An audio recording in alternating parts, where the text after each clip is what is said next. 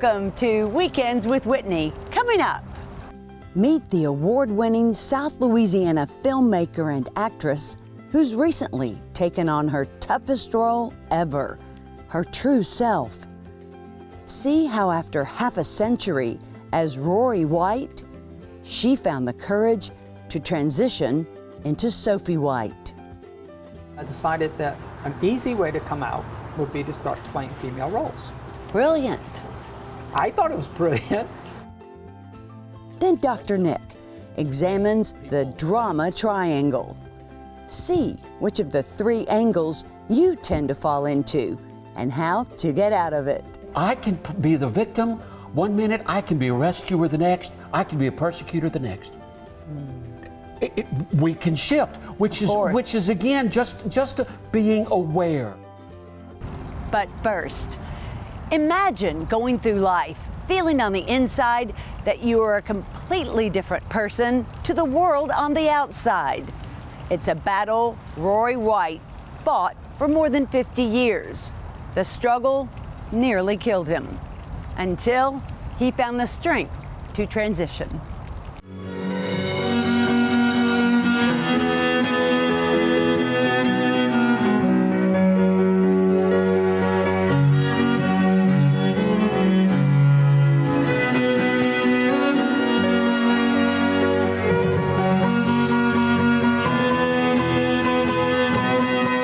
For Sophie Marie White, getting her hair and makeup done is polar opposite of most of her life as Rory.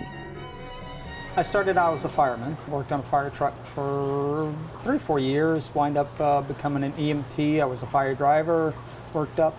Would have been the youngest captain on the fire department, but I quit before.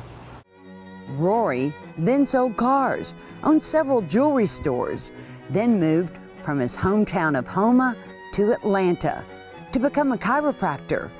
Throughout the 5 years of school, he worked again on an ambulance as an EMT. It was tough, it was hard. But I built up a great wall. I wouldn't show anybody anything from that. So, you know, and I started stifling my emotions probably somewhere around that time. A few years later, he left Georgia to start a chiropractic practice in his hometown of Houma. That success led to investing in a TV station, but it went bankrupt.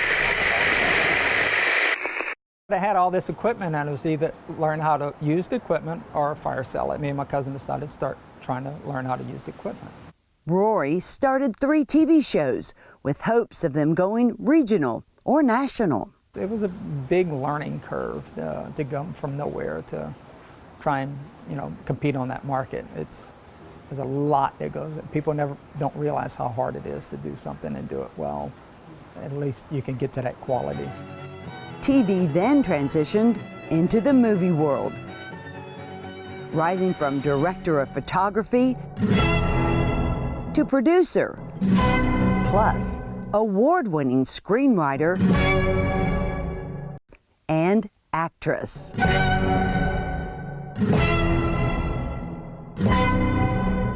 I decided that an easy way to come out would be to start playing female roles. Brilliant. I thought it was brilliant. So about 10 years ago, I went to an audition, my first audition, and I got a role, an 8-page part on my first audition. But playing a female didn't culminate in coming out. After that, I wasn't ready. Sophie wasn't ready. I couldn't do it. I backed down pretty fast. It's like, I do really want to do this. And I wasn't ready. It's been a lifetime of complex, confusing emotions. I didn't want anybody to know. I was ashamed of who I was. I was embarrassed who I was. You know, for years I was angry. I was just mad about it. I didn't want to be trans. When was your first inkling that you didn't really feel comfortable in a man's body? Oh God. That is something I'm trying to figure out with my therapist for the last several years, because I don't want it. I don't want to say, oh, this is it, and then fabricate a story behind Sure, it. no. You don't really know. I want that answer, and I can't find it. You know, I really want that answer, and there's pieces and parts all over the place. I mean, it's littered. I did the Glee Club. I was, just felt more comfortable around girls. Just so many little bitty things, but and by themselves, it's nothing. Right. But when you put them all together, it's. Did you ever dress up in girls' clothing like growing up? I don't know. Oh, okay. I think a lot of that stuff was suppressed for me. I just suppressed, just kind of blocked. I don't have many memories from my childhood. Oh, really? I guess even growing up, a lot of people took me as gay. I could tell you what I'm not, a lot easier than I could tell you what I am. Rory's not gay. Been married almost 30 years with a couple of children. I still like women. So, sex and gender are not the same issues. Everybody wants to put them together, and they're not. They're completely different. Sophie told her wife about being trans 20 years ago. Became the elephant in the room that nobody talked about. Telling his children was even easier. My children have been wonderful. I find that anybody under 25 or so, they don't care. I mean, and the world is changing for the better. Yet until 2 years ago, other than wife and children, it was Sophie's secret. Her mother and brother's death on the same weekend was a catalyst to tell her truth. Set everything kind of in motion for me, because I always wanted to tell my mother. And right before she passed, about, I'll say maybe a month before, I started trying to tell her. And I chickened out. I just couldn't do it. I tried 3 or 4 times. And that's one of the biggest regrets I have in my life, that I never told her. All of a sudden I realized I no longer had my gender issues under control.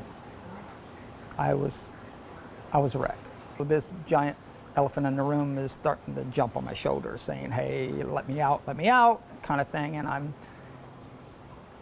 couldn't do it. I wouldn't tell anyone. It almost killed her. 3 years ago today, I was coming back from the Austin Film Festival on the 16th, and on the way home, I started looking for a place to kill myself. And that's the first time I got pushed to the edge. What pushed you to the edge? Being ashamed, being embarrassed. But why the film festival in Texas? Was there a movie you saw? Was there a moment you had with someone? Was there a clarity? You know what I think it might have been? On the way there, I decided that I was going to paint my toenails. And I think, once I took my shoes off, I didn't want to hide anymore. And that's kind of, I know it's weird, but it's... No, it's okay, It was like... liberating. Yeah, but I was tired. I was done. You get to the point where you're done. There's no more. You just can't do it any longer. So. She took a friend's advice and saw a psychiatrist. It was like the thing that once you reach out, you're better. No, you're not. On a trip to the Big Apple to receive a prestigious award at the New York Film Festival, Sophie went to a friend's office in Rockefeller Center. Look at this view we have. It brings me out to the veranda and is looking out at the city, and the only thing I think about was jumping. So it was, you never know what's in somebody's head. What demons they're fighting and what's going on with them. But was there a part of you in New York City that felt like, here this is not so odd, or here there are more people like me, or here I just felt free because... I did that for a number of years. I would go out, like when I went out of town, I would be Sophie. Once, I'd go out one night or 2 nights, and that kept getting harder and harder to put her back in the box. When Sophie returned to Homa, she started throwing up blood. I had a perforated ulcer, wound up in the emergency room and throwing up blood, and wound up in the hospital for several days. She never told doctors she was on hormones. I couldn't do it, and it's like, you know, if I say something in this small town, one person, everybody's going to know, you know, you can be the laughing stock. Living her lie became insufferable. Sophie had a choice, analogous to the movie from which she chose her name. Ich kann nicht wählen. Ich kann nicht wählen. Halt's Maul. Ich kann nicht wählen. Komm, ich schick sie beide weg. Ich schick beide Kinder weg. Nein, Ja doch, du musst zwingen Sie wählen. mich nicht zu wählen. Komm, Ich kann nicht wählen. I figured that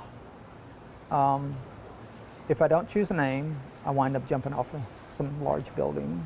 And if I do choose a name, then I'm trans and scarred for the rest of my life. So I felt like I was in that same kind of situation, so I thought it was appropriate. Disclosing her lifelong secret was easier than she imagined. Sophie credits Bruce Jenner for opening a window of awareness to the world. If you want to call me names, make jokes, doubt my intentions, go ahead. Because the reality is, I can take it. But for the thousands of kids out there coming to terms with being true to who they are, they shouldn't have to take it. When she came out, I started to understand it wasn't going to be as hard as what everybody, that the time was right. You know, I was ready, the world was ready. Soon, Sophie was inundated with acting jobs, from movie studios to network TV. Her role in TNT's Tell Me Your Secrets was especially poignant.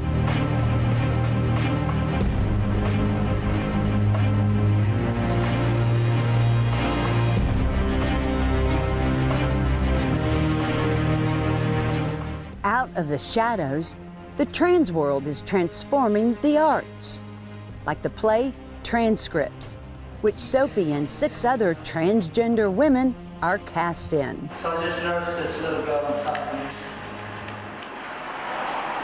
And I used to pray every night, like a lot of us used to pray. Acclaimed director Tommy Myrick is passionate about this production. Even so, it is challenging. Most in the cast have no acting experience. The roles that I cast you as are who you are. So I'm not asking you to pretend to be anybody, which is what you're doing. I'm just asking you to be yourself.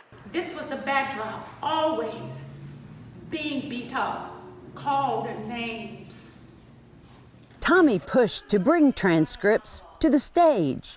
It opens in New Orleans in November during National Trans Week to help educate others about who these people are and their fight for survival, acceptance, and understanding. You see, when I was young, I knew that there was something different on the inside as well. And forget trying to build the character, find the character in you, because it's there. You understand? I saw you when you walked into the audition. I knew who I wanted you to be, which is yourself.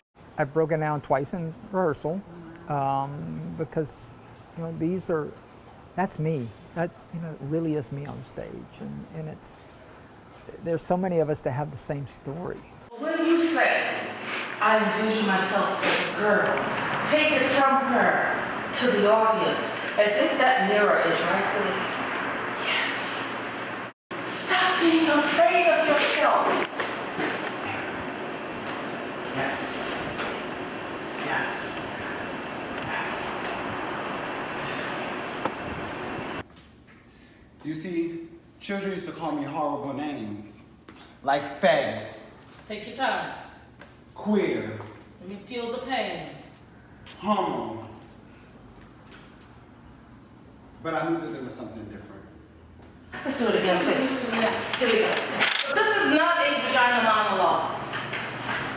This is the boy transitioning. And in this production of just telling your stories, we need to see how their stories are helping you to make this transition. Do you understand? Yes? Yes. Okay. Let's go.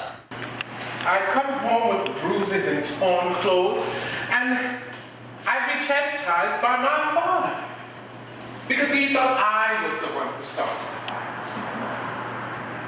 He said, "You sure to just walked away." I learned to shut up. Yes.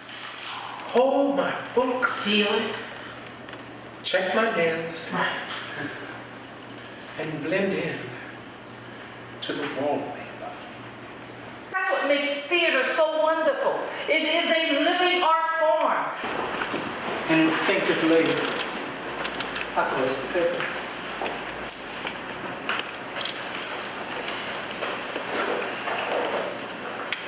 Because I realize this is something that you don't share. Sophie's turned her pain into purpose with this new PSA on suicide prevention. I overcame more than what people knew to make movies. For years working in the film business, they thought they knew me, and in fact, this is how the world has seen me for over 60 years. The only problem is not how I see myself. I had a secret that I wouldn't tell anyone, and it took me a long time to admit it to myself. 46% of people like me attempt suicide because they don't want the world to see who they truly are. I overcame my struggle with suicide by taking control of the narrative. And after years of struggle, I am proud to be a transgender woman. Later this month, Sophie co-stars on NBC's Chicago Med. It's my first really big role, and it's actually going to be the first time that I'm on TV as an actor. Since coming out, Sophie's career has blossomed, and so has she.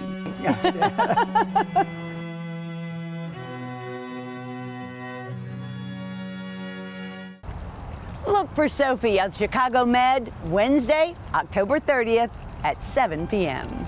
And still ahead, Dr. Nick explains the drama triangle. We take on one of 3 roles. Which one are you? Find out as Weekends with Whitney continues.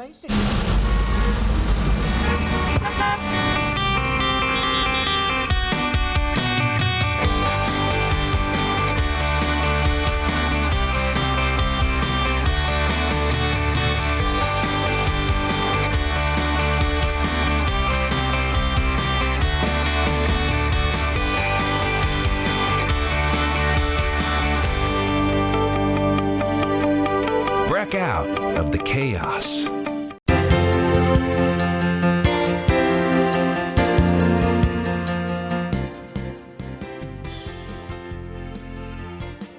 We all experience drama in our lives, but there is such a thing as a drama triangle, and it can be caustic. Dr. Nick joins us with more. Good to see you. Very good to see you too, Whitney. Yeah, this is new to me. I hadn't heard of this, so tell everyone. Yeah, and it has been around, I think, since the 70s. Eric Berne is considered the father of transactional analysis. And his approach was, instead of one-on-one psychotherapy, as Freud did and even Jung, he wanted to look at the group dynamic and transactions, how we related to each other. And his student, actually, I think, named Parkman, came up with this notion of the drama triangle, where there are 3 basic identities that we can fall into or take on. And one is the victim, and I'm being very oversimplistic, so stay with me. One is the victim, poor me. Right. I'm always the one that gets shafted or taken advantage of. Poor me. Then you have the rescuer, let me help you. Right. I will rescue, I will help you. And then, of course, you have the persecutor, or today's language might be abuser, I'm not sure, I get nervous about. But the persecutor is the one that's basically saying, it's your fault, you did it, you're responsible, I did nothing. And they're just mean-spirited behaviors. Yes. They're just put-downs, which makes the victim feel like, what's wrong with me? And then the rescuer wants to come in to help the victim, and maybe is not necessarily helping the victim, but is doing it because the rescuer's getting something out of it. Like saving the day, being the hero. Right. And I just want to make sure we're clear before we open it up, because I want to hear your concerns or interests. I'm not suggesting that there isn't victimization. Yes, people can be victimized. I'm not suggesting that there's not such a thing as a persecutor. That really needs to be called out. And I'm not suggesting that there isn't a time when we don't need to be rescuing and helping. I'm a caregiver. So obviously there's some aspect of rescuing, but it's not poor you, I'm gonna, he's the bad guy or she's the bad guy and you're a poor thing. Right, right. We have to be careful. Well, I think first of all, if we're in that victim mode, and maybe it's warranted, I think, right, we have to make sure that the rescuer isn't always just agreeing with us. Yes. Yes, that person's terrible, blah, blah, Yes. blah, blah, blah. That they can actually look at it from a healthy perspective, which is why I Yes. think therapy is so important. Yes. You get an outsider to go, okay, but maybe you could work it this way. Yes. If that's a trigger point for this protagonist, and let's just say it's a boss. Let's just say Could not be. even family member. Could be. Very, very true. I'm glad you took it out of the family. It could be anybody. Yeah, it could be anybody. To really realistically look at that and say, here's how maybe you could make it better. Maybe get that person off your back. Maybe actually excel in your job a little more. And sometimes a coworker may not be that person, right? Correct. Who hates the boss as much as you do. Correct. And so there's this commiseration that really doesn't help very much. Yeah, but I can understand sometimes, like, we'll call that coworker the rescuer, right? Yes. The coworker is trying to help, right? Yes. Also validating those feelings, but then maybe, and this is probably where it gets caustic, festering in it. Festering in it. Yes. For both of them. And remember, we're looking not necessarily for specific behaviors, we're looking for patterns of behaviors, which again means when I'm dealing with someone that comes across as a victim, I've got to find out what the history is. And I might find out that this person has chosen to date people that aren't nice to her. Aren't nice to him, or physically and so, abusive. Or poor me. But the other thing that's really striking about this, and I think it makes it fascinating, we move. I can be the victim one minute, I can be a rescuer the next, I can be a persecutor the next. We can shift, which is again just being aware. The persecutor can be assertive and direct, and even confrontational without putting someone down. Tell us how to do that. Right? By just simply stop putting someone down. Remember, everybody's on the same equal level. Yeah. And the victim has to be, I think, respectful enough and boundaried enough and self-aware enough to say, I don't deserve that. Right. That doesn't feel right. Let me think. This is really important stuff in terms of the victim moving away from it. Okay. And choosing places and people that inspire, encourage. Are healthier for them. Healthier for them. Somebody was saying the other day that they needed to be in a healthier culture. And what this person meant was that she's around people who eat all the time. And she's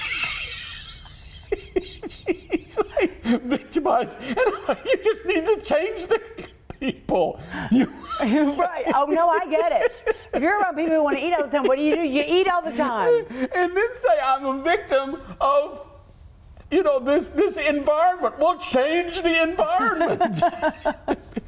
And I know you're great at pushing me to say how, there's no single magic bullet for this. But there is this sense of when I'm comfortable and grounded, I don't have to either be a victim, be a rescuer, or be a persecutor. Yeah, absolutely. Because the rescuer is basically saying you can't do it without my help. Yeah. And it gives the rescuer power that I don't think is good for the victim. The victim needs to be empowered. Sorry, I get it.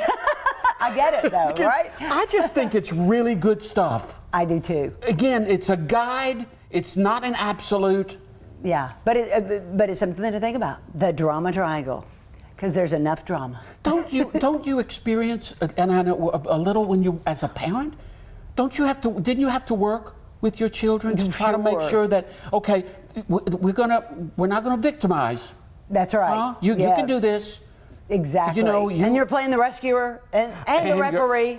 Yes. You know? Yes. And sometimes that's not fair.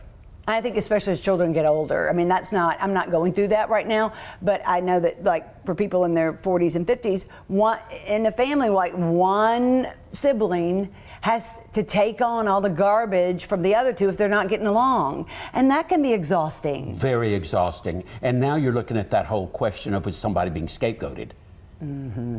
Is this person just kind of the one, and then the family system needs to be aware of that. Drama triangle, I think, happens mostly in families. Yes, yes. Mostly in families. I'm not denying the workplace. Sure.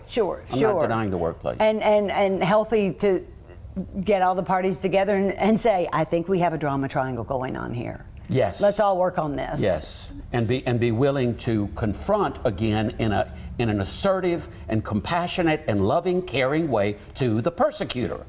Yes. And say, I know you don't really. Are you aware of what's going on? And we might find out. Well, I was treated that way all my life. Well, okay. But it's not working for our relationship. Let me just be. And it's not really making you happy. Yeah. Doesn't really feel good. Doesn't feel good. And if it does, they need therapy. If it does, NickAbraham.net. They need to really look at that. Oh, thank you, Dr. Nick. You're welcome. Keep laughing, everybody. More Weekends with Whitney after this.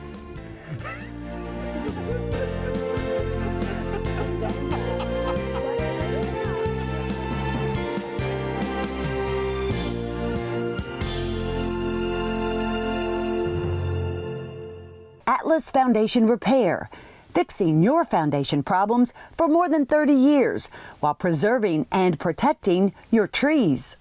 Each morning in Baton Rouge, we rise to meet opportunity. We carry the weight of responsibility proudly. We choose our paths. We move fast and we fly high. We light the way for others to follow. We make it happen. But what really matters is what happens when we land at home. Baton Rouge Metropolitan Airport. Fly easy.